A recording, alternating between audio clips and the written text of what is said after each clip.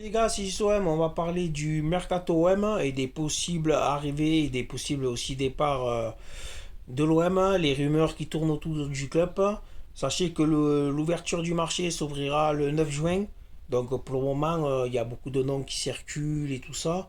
Mais il faudra attendre quand même à partir du 9 juin pour pouvoir recruter et pour aussi pour les possibles départs de l'OM. Donc voilà, le seul pour le moment qui est parti, vous le savez, c'est Bouba Kamara qui est parti à Aston Villa, un choix incompréhensible, surtout au niveau sportif. Quoi. Bouba Kamara a choisi Aston Villa, un club anglais qui a fini 14e du championnat, qui ne jouera aucune Coupe d'Europe l'année prochaine, qui est sûrement, même, je vais me mouiller, qui est sûrement qui ne jouera pas de Coupe d'Europe dans les années à venir aussi, vu que on connaît les gros clubs en Angleterre, et chaque année c'est souvent les mêmes. Donc je vais pas vous les citer, mais vous les connaissez quoi. Donc voilà. Donc choix incompréhensible. Et Boubacar qui n'avait pas en plus prolongé. Donc un transfert libre quoi. Qu'il nous rapporte 0 euros. Je pense que Bouba quand même nous devait au moins de prolonger avant de partir. Hein, pour rentrer un peu de sous au niveau des clubs. Ça a été le cas que Maxime Lopez avait prolongé justement avant de partir pour amener une rentrée d'argent à l'OM. Mais sur ça, Bouba Kamara a quand même été assez dégueulasse de partir comme ça, quoi. Donc voilà, donc après pas plus à dire sur Bouba Kamara, et puis voilà quoi. Sur un dernier, oui, un départ aussi définitif, mais ça, bon, ça doutait un peu. C'est le petit jeune Lucas Perrin qui est définitivement transféré à Strasbourg. Il avait été prêté cette année à Strasbourg. Bon, un transfert qui ne rapporte pas beaucoup, mais c'est toujours ça. 1,5 million d'euros dans les caisses de l'OM, donc c'est mieux que rien, quoi. La seule arrivée pour le moment de l'OM, c'est, vous le savez, il avait signé depuis le mois de janvier. Il attendait juste de finir la saison avec le Spartak Moscou. C'est Gigot en défense centrale. Donc, un défenseur d'expérience qui était capitaine au Spartak. J'espère qu'il va nous amener cette expérience.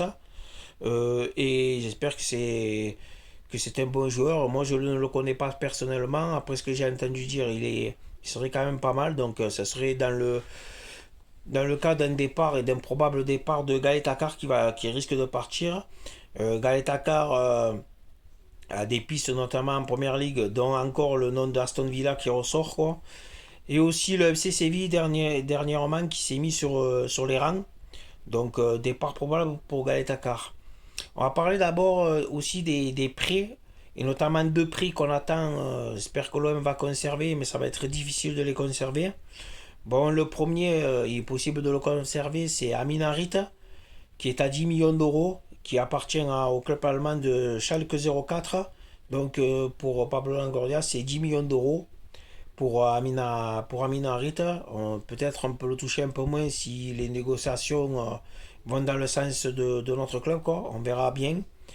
L'autre où ça va être dur de le conserver, et malheureusement c'est un gros coup pour nous si on le perd, quoi, c'est William Saliba qui appartient, vous savez, à Arsenal. Arsenal demande 30 millions d'euros pour un transfert définitif.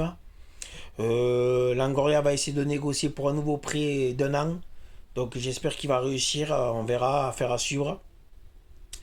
Il y a aussi des retours de prêt avec notamment le Serbe Radovic qui devrait faire son retour, ainsi que Kevin Strootman et Jordan Amavi.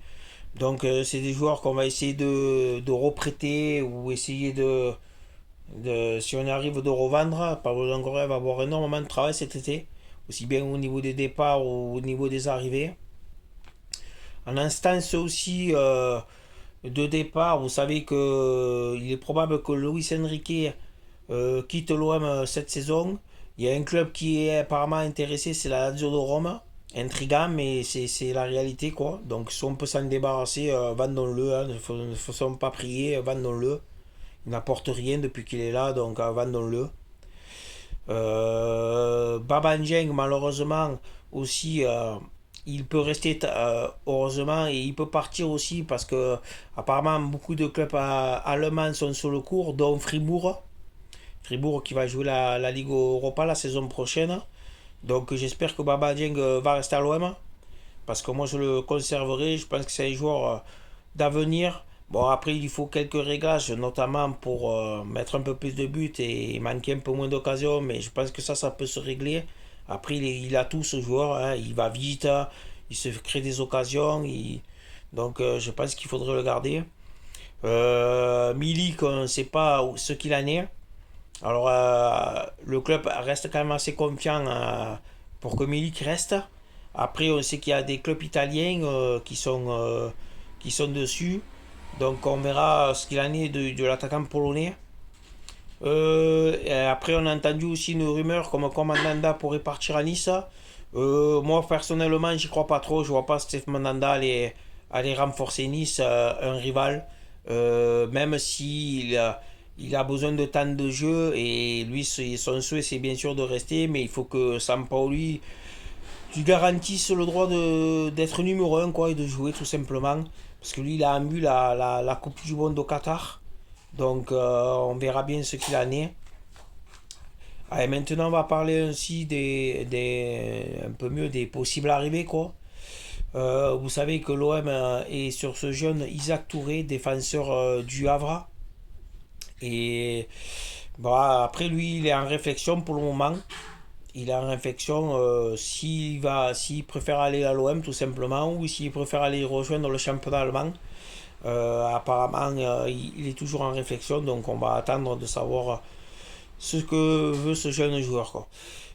Pour Mohamed Ali Chaud, vous savez que le joueur d'Angers, futur peut-être pipite du football, on attendra pour voir si c'est une pipite ou pas quand même, on va pas trop s'enflammer.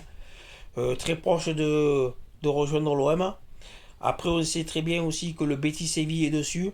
Donc, le Betis Séville, apparemment, les agents du joueur seraient en Espagne, donc ça serait pas très bon pour nous. Mais ça veut rien dire, hein. Ou si le joueur veut aller à Marseille, il ira à Marseille. Ça, c'est après, c'est le joueur aussi qui décide. Donc, on va voir. Pour une interrogation aussi pour ça. Les deux joueurs qu'on aimerait bien avoir, maintenant, ça va être difficile de les négocier, mais on peut les avoir si Longoria négocie assez bien. C'est Seko Fofana qu'il faut à tout prix recruter pour moi, hein. C'est un monstre en milieu de terrain. Seko Fofana, il est puissant, il se porte vite vers l'avant. Donc j'espère qu'on aura ce joueur.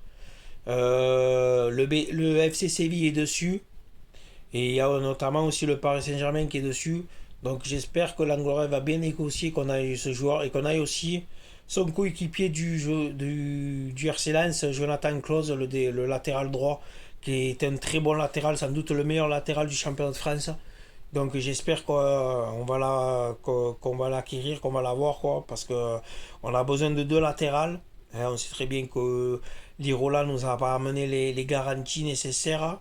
Euh, En plus, maintenant, il y a le départ de Bouba Kamara, donc Rongier devrait être remanié à son poste devant la défense. Même si Rongier a fait une grosse saison dernière en tant que piston droit de la défense, mais il vaudrait mieux recruter un arrière latéral. Donc j'espère que ce sera Jonathan Claus. Et Rongier, ça lui permettrait de jouer devant la défense là où il est encore plus excellent. Donc voilà. Et aussi une dernière rumeur, mais celle-là, je pense qu'elle est tombée à l'eau parce que c'est le Danielo de Palmeiras. Bon, déjà, le joueur était cher pour moi, 30 millions d'euros. Et puis son club ne veut pas le lâcher avant la fin de leur championnat. Et vu que ça ne sera pas possible cet été puisqu'il y a toujours leur championnat, donc je pense que l'OM n'ira pas sur cette voie-là. Je pense pas. Donc voilà, c'est ce qui se passe pour le moment autour du club. Après, il y a aussi un petit canet, je me souviens plus de son nom, un jeune du Stade Malherbe de Caen qui est milieu de terrain, je crois qu'il s'appelle Le Pendant, qui était suivi par Lyon.